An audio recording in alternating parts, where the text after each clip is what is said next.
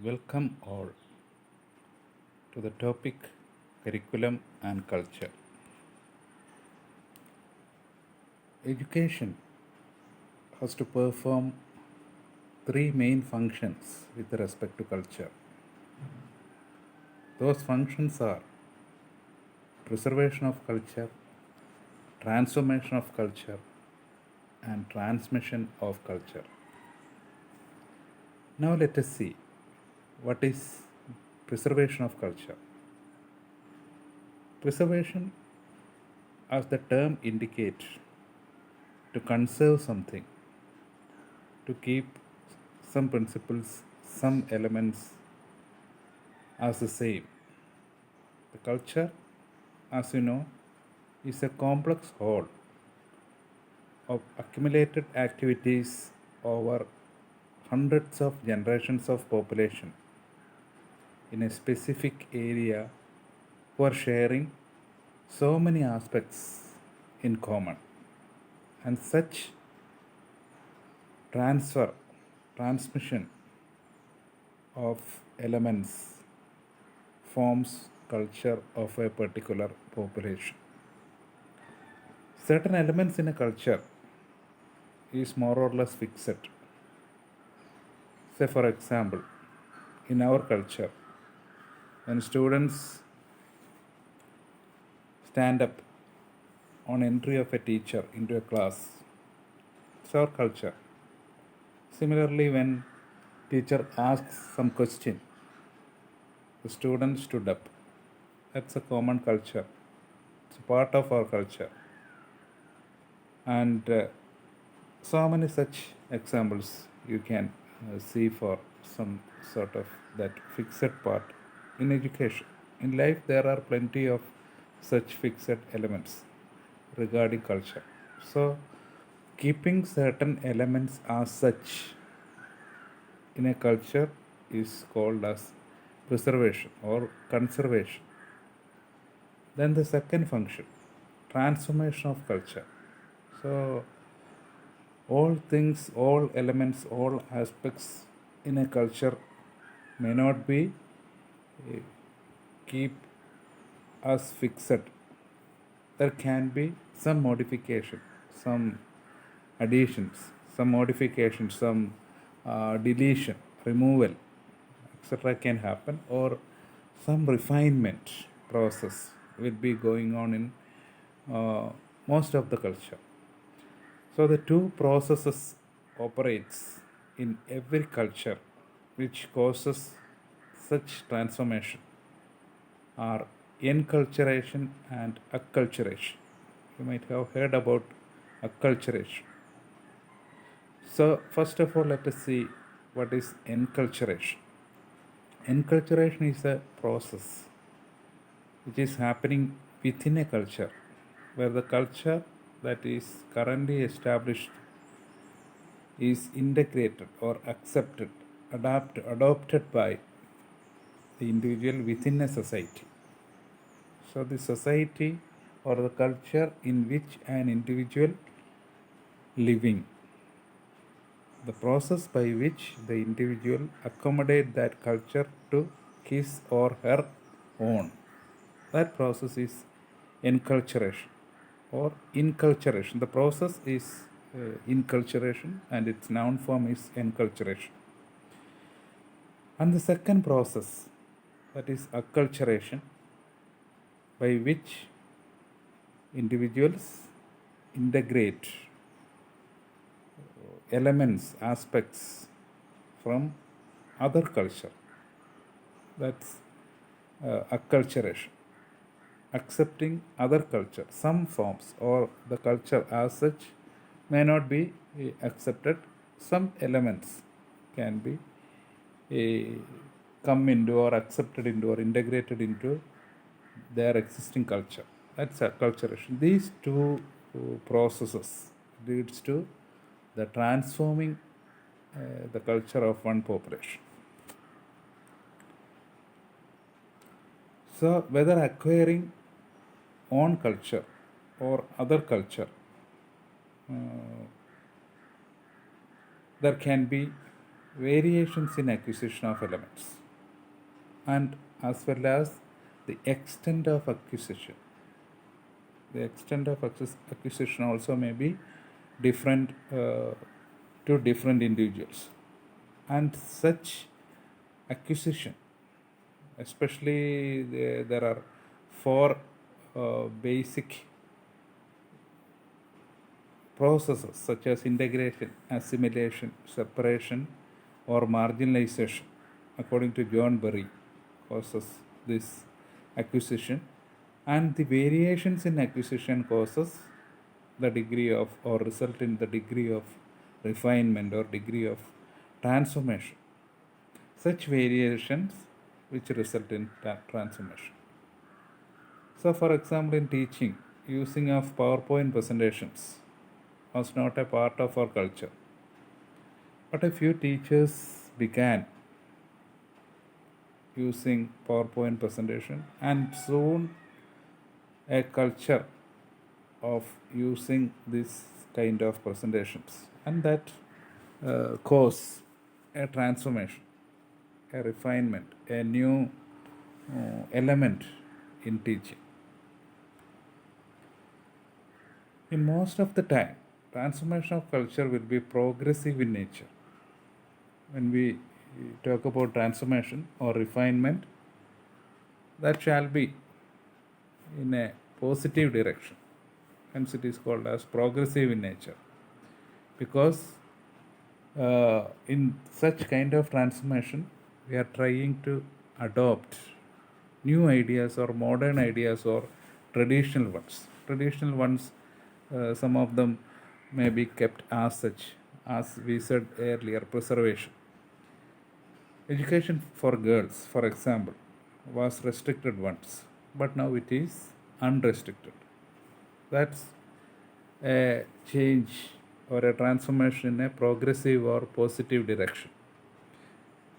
So, such kind of refinement, sometimes that refinement will be very marginal, or some refinement, some changes can be very depth changes. But all transformation may not be progressive in nature. There can be exceptions, as in the case of every aspect. All transformations may not be progressive in nature, because we have to, at the present day, we have to analyze every such transformation on the basis of a sustainability principle. Okay. Transmission of culture is the third function. Third function performed by education is to transmit the elements of culture to the future generations. The sharing of elements of culture through generations and between other cultures. There are all different population having different culture, and the function of education is to transmit its elements through generations to the forthcoming generations, as well as to other cultures is a function of education. Such transmission can be occurred through formal and informal means of education. So that can be that transmission can be a part of formal education, so the system of formal education. For the such kind of interactions in formal education, and so many informal contacts within an education institution or outside the institution, such as in family and interaction with friends, then going through media, then interact with people within and outside same culture, influence, transmission of culture. How far a culture is transmitted, to what extent also. And these are the three major functions of education with respect to culture. Now let us see how curriculum act as a tool to perform various functions of education with respect to culture. In this aspect. We can term curriculum as a tool for this transformation, as well as conservation of culture. Curriculum enables education to perform its trifold functions with respect to culture. As we said earlier, the contents in a curriculum, in the form of theories and practice, are purely based on the culture in which it is built. That's a most important aspect, or most important way a curriculum acted on the functions of education. The contents in the curriculum, the contents in the curriculum can be in the form of theoretical component as well as practical components.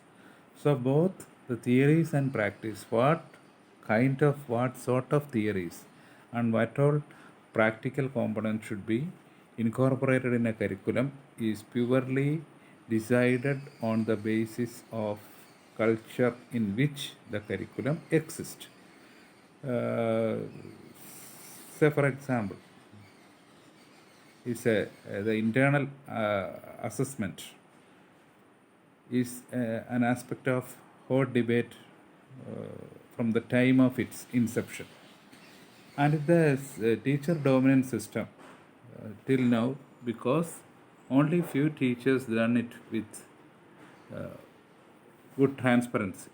There can be less transparency because which leads to some problem in that misconception that it is a bad form of assessment.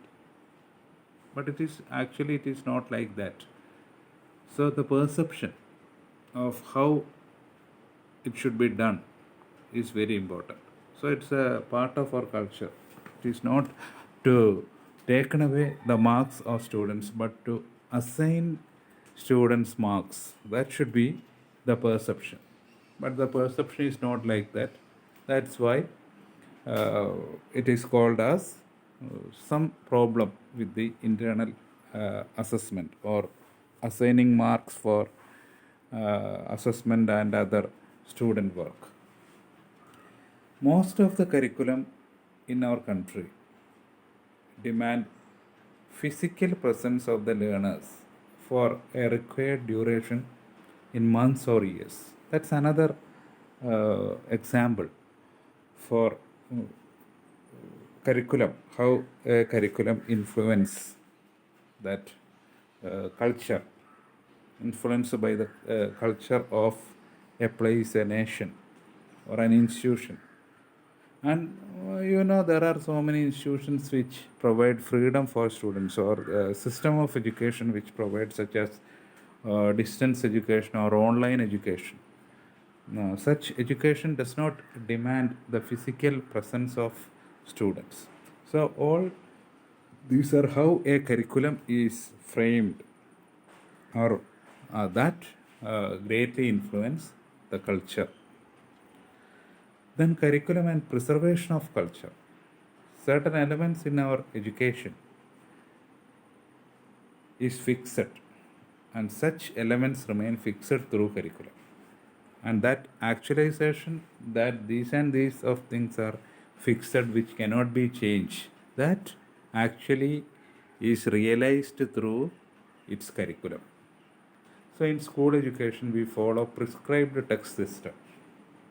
That's our system. We are having specific textbooks, text materials for classes 1 to 12th, or in higher education also. So learners have no freedom to violate this.